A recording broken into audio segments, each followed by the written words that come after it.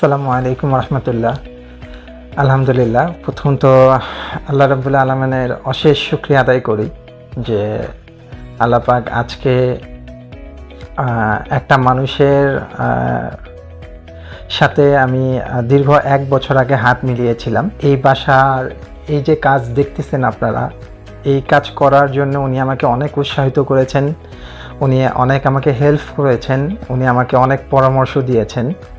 যদিও সেই মানুষটাকে আমি বিগত 1 বছর আগে চিনতাম না, জানতাম না, তার সম্পর্কে আমার কোনো আইডিয়া, কোনো ধারণাই ছিল না।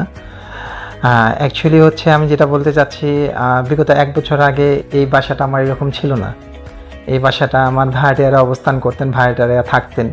তো ফ্ল্যাটটা যেহেতু আমি নিজের, তো ভাবলাম যে ফ্ল্যাটটাকে একটু রেনোভেশন করি, ফ্ল্যাটটাকে একটু ঠিক করে দেখি নিজের মতো করে থাকার একটা পরিবেশ করা যায় কিনা।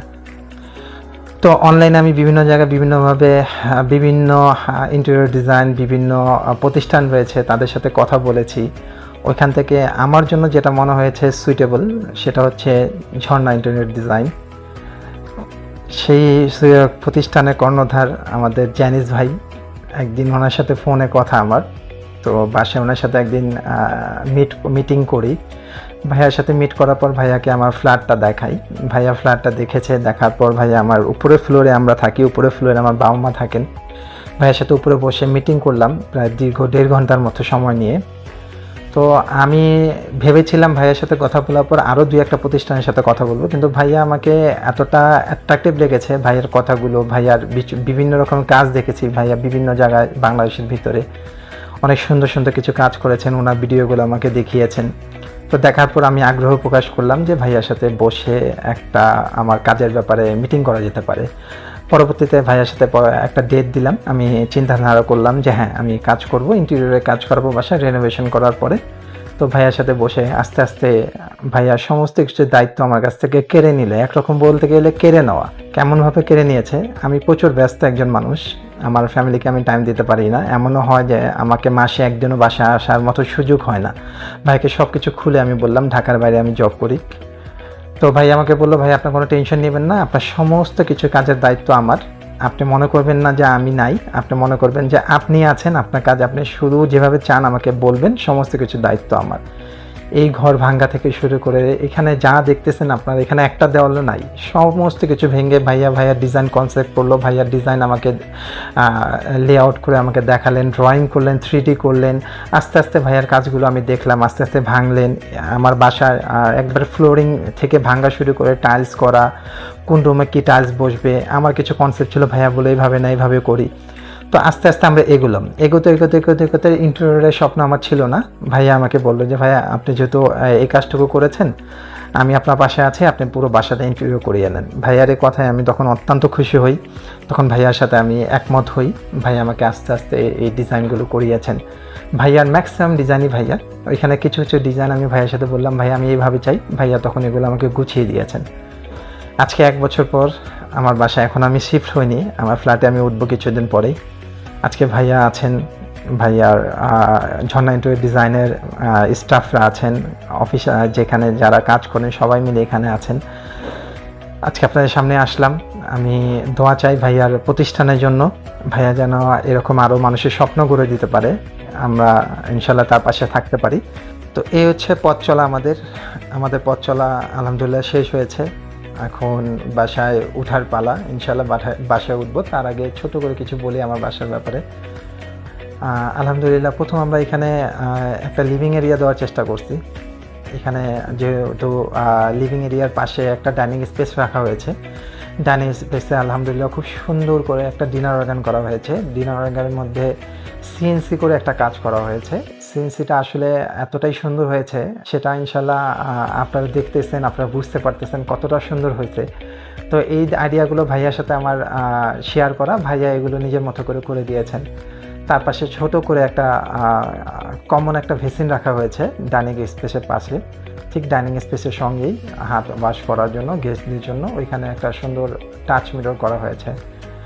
তারপর আমরা এখানে চলে আসি, ছোট করে একটা সোফা অ্যারেঞ্জ করা হয়েছে।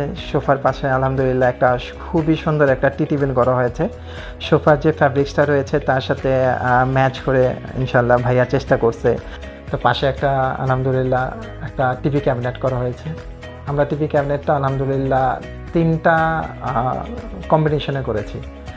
একটা হচ্ছে প্রথমে আমরা এখানে মিরর দেওয়ার চেষ্টা করেছি, তারপর হচ্ছে একটা গোল্ডেন কালারের ডিজাইন করা জি ট্যাপ একটা শীট দেওয়া আছে, তারপরে চারকোল বসানো হয়েছে, চারকোলের ঠিক আগেই একটা সুন্দর একটা টিভি বসানো হয়েছে। তার পাশে টিভি ক্যাবিনেটটা একটু দেখেন, একটু ভিন্নভাবে করেছি আমরা, একটু ভিন্নভাবে করা হয়েছে, কারণ টিভি ক্যাবিনেটের পাশে সাধারণত ক্যাবিনেট হয় না, কিন্তু এখানে একটা ক্যাবিনেটের আইডিয়া ভাইয়ার ছিল, ভাইয়া করতে বলছেন, আমি করলাম।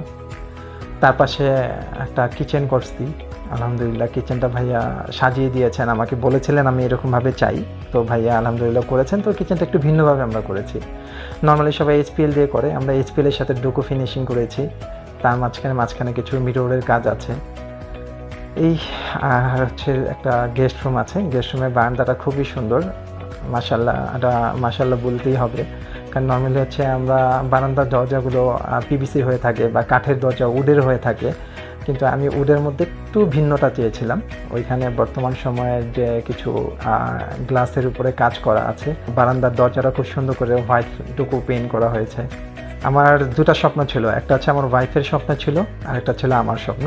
আমার স্বপ্নের কথাটা আগেই বলি, আমার সুইট বেডরুমের ভিতরে একটা মাস্টার টয়লেট করা হয়েছে। মাস্টার টয়লেটটা বেশ বড় করা হয়েছে, বলতে গেলে 13 ফিট বাই 6 ফিট এরকম একটা মাস্টার টয়লেট।